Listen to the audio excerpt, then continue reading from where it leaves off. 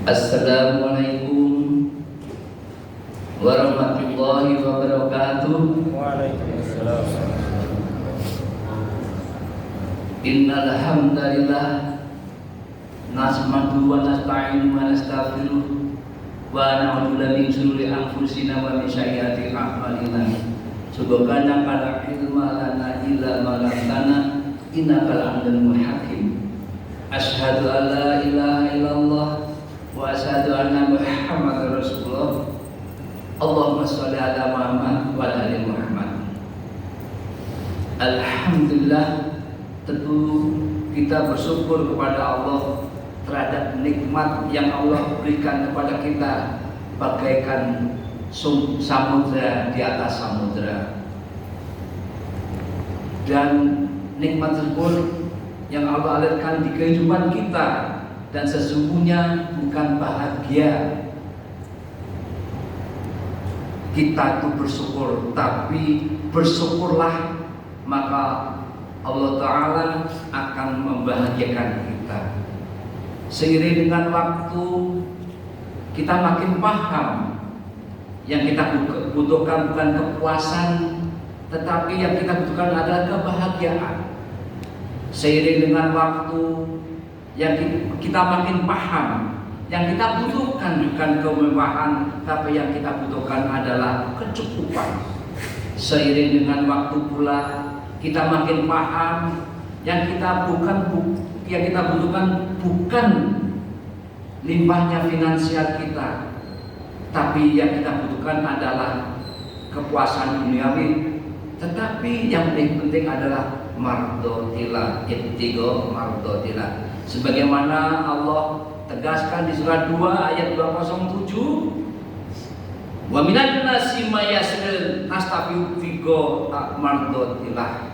Dan di antara manusia ada orang yang mengorbankan dirinya karena mencari ridho Allah. Allahumma sholli wa sallim wa zid barik ala sayyidina Muhammad wa ala alihi washabihi wa taslim taslima.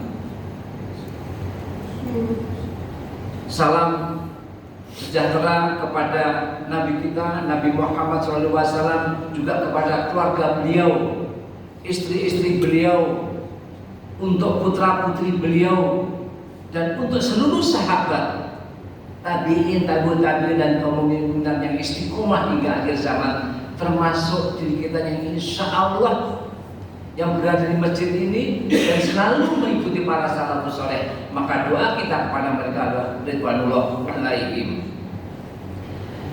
Dewan muslimin rahimah wa rahimakumullah. Di Sabtu 2 pekan yang lalu telah diketengahkan kenapa seorang muslim ketika sakaratul maut lidahnya keluh, tenggorokannya seperti dicekik. Dan Sabtu yang lalu sudah diketengahkan, disinggung tentang 3 hal. Salah satunya adalah tasbih, yang kedua adalah wahyu, yang ketiga adalah lisanul su'. Kita tahu tasbih adalah menunda-nunda tobat, padahal Allah tegaskan di surat 3 Al-Imran ayat 133, wasari'u, segera meminta ampunan kepada Allah. Kenapa? Karena kita al-insanu makhlukun insan, manusia itu tepatnya salah dan lupa. Kebiasaan buruk menunda-nunda tobat. Bisa jadi kita selalu mengatakan nanti saja, kalau sudah tua baru bertobat dan fokus ibadah. Nah, kalau tobat saja ditunda, bisa jadi juga menunda amal-amal soleh, amalan soleh kita. Datang ke masjid, ntar aja masih ada besok. Hari ini hari Minggu mau tidur terus misalnya. sholat ditunda, sedekah ditunda, baca Al-Quran ditunda, ngabisin umur dengan sia-sia, wasted time. Pokoknya semuanya sendiri tentang mempergunakan waktu. Jadi ini adalah kesalahan besar bagi kita. Ada kaidah ulama, man asa ala sayin mata alaih. Siapapun yang hidup di atas satu kebiasaan, ia akan mati dalam kebiasaan itu. Nauzubillah, kalau kebiasaan kita menunda-nunda tobat, matinya bisa terjadi seperti itu. Bahkan kaidah ulama ini ditegaskan oleh Rasulullah SAW di dalam hadis riwayat Muslim, yub'atsu kullu 'abdin 'ala ma mata 'alaih. Setiap hamba akan dibangkitkan sudah kondisi saat ia meninggal. Artinya kalau mohon maaf, orang lain itu meninggalnya ketika nyekek botol, ketika dibagikan kelak juga seperti itu. Yang kedua adalah waham. Ini suatu penyakit, kedekatan hati yang berlebihan pada dunia. Ini berkaitan dengan cinta dunia, takut mati. Hubbud dunia wa kharihituhul mauta. Jamaah beda ilmu syar'i rahimahumullah. Dan Thawban ia berkata bahwa Rasulullah SAW bersabda, hampir saja para umat yang kafir dan sesat mengerumuni kalian dari berbagai penjuru, sebagaimana mereka berkumpul menghadapi makanan dalam piring. Kemudian seseorang bertanya, katakanlah wahai Rasulullah, apakah kamu pada saat itu sedikit? Rasulullah berkata, bahkan kalian pada itu banyak, akan tetapi kalian bagian sampah yang dibawa oleh air hujan, ngikut mereka. Lalu dikatakan, wala janji anallahu min suduri adwikumul mahabata minkum. Sungguh Allah akan mencabut atau menghilangkan rasa takut pada hati musuh kalian. Maksudnya orang-orang nonis tidak takut dengan kita. Wa yaksifanallah fi qulubikumul wahan, dan akan menimpakan dalam hati kalian penyakit wahan. Faqala qailun la ya Rasulullah wa mal wahan. Kemudian seorang bertanya, apa itu wahan ya Rasulullah?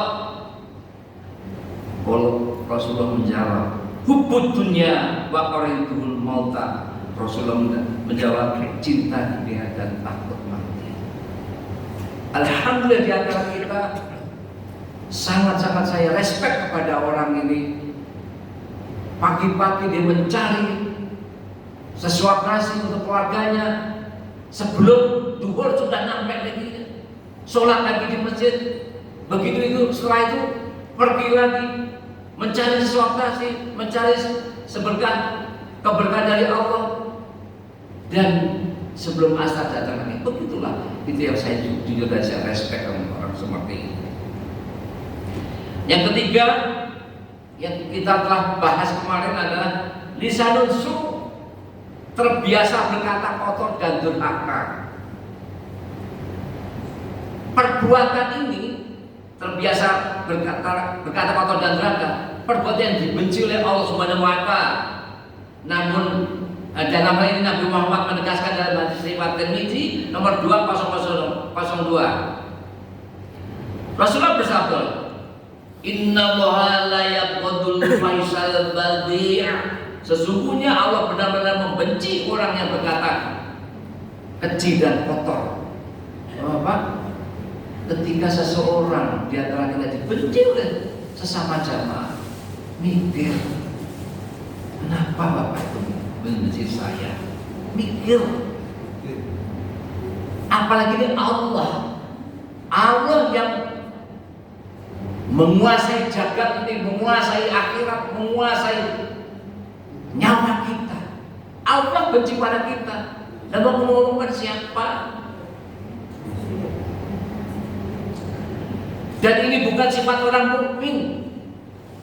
Seorang mukmin yang sempurna imannya tidak akan suka mencaci, melaknat, berkata keji, atau mengeluarkan kata-kata kotor. Ini terutama ditujukan kepada saya. Karena kenapa? Allah tegaskan di surat As-Saff ayat 2, Allah tuh benci sama orang yang NATO, no action talking only, ngomong doang, ngomong bisa tapi ngelakuin enggak. Oleh karena itu ada sesuatu yang paling mendasar bagi saya yang harus saya lakukan. Dan ini merupakan cerminan hati, kebiasaan berkata jorok atau kasar menunjukkan isi hati yang tidak bersih. Karena lisan adalah cerminan dari hati seseorang.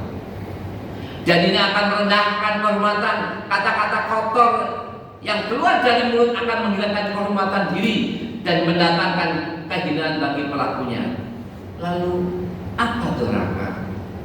Rasulullah ditanya, "Mal kabar ya Rasulullah?" Sebagaimana hadis ulang hadis riwayat Bukhari nomor 2654 dan Muslim 87.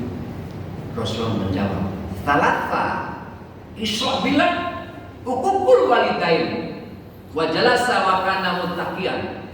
Pertama adalah menyebutkan Allah. Bapak dan Ibu yang hormati, alhamdulillah di masjid ini yang ini tidak ada yang suka kedukun, tidak ada. Alhamdulillah, karena itulah menyebutkan Allah. Dia sholat tapi dia mendatangi dukun. Mestinya apa? Datangilah sepertiga malam, mengadulah kepada Allah. Kenapa?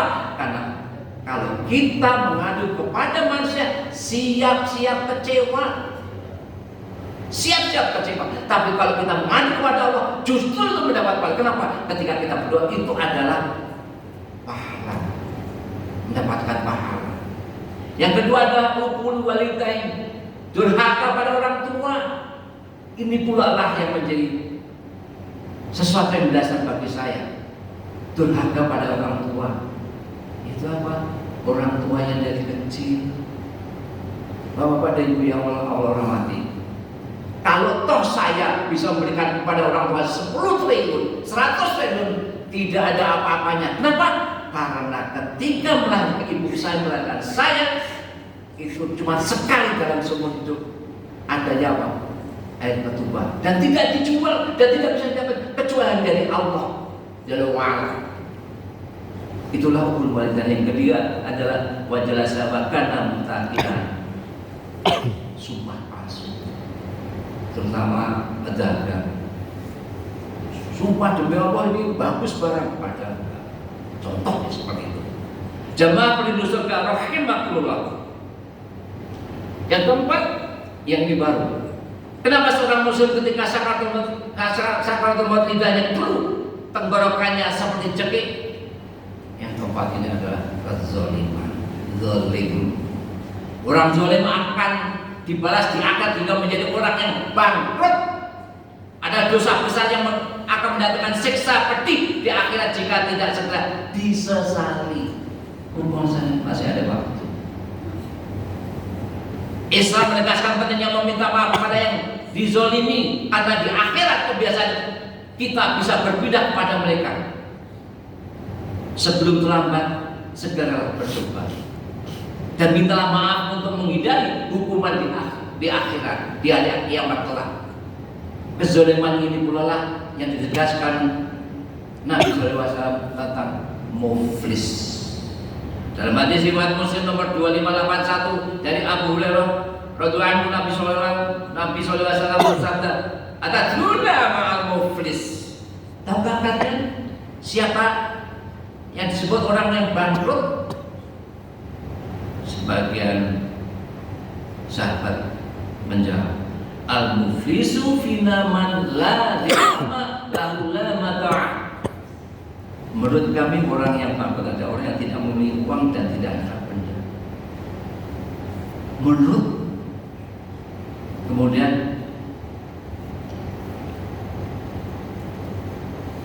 Rasulullah menjawab, bukan itu. Orang yang bangkrut adalah orang yang datang kepada Allah membawa pahala sholat, membawa pahala puasa, membawa pahala zakat. Tapi apa? Namun yang di saat yang sama Wa yaktiqat satama hada, karena pernah mencela, waqafata hada, menuduh tanpa bukti, wa akala mala hada, memakan harta orang lain, wa safaka dama hada, menumpahkan darah, wa daraba hada, dan memukul sesama, maka kelak kebaikan-kebaikan yang dimilikannya akan diberikan kepada orang yang pernah dia zalimi. Nauzubillah semuanya. Jika seluruh amal kebaikannya telah habis, sedangkan dosa kezalimannya belum terbayar, dosa-dosa orang yang terzalimi akan dipindahkan kepadanya.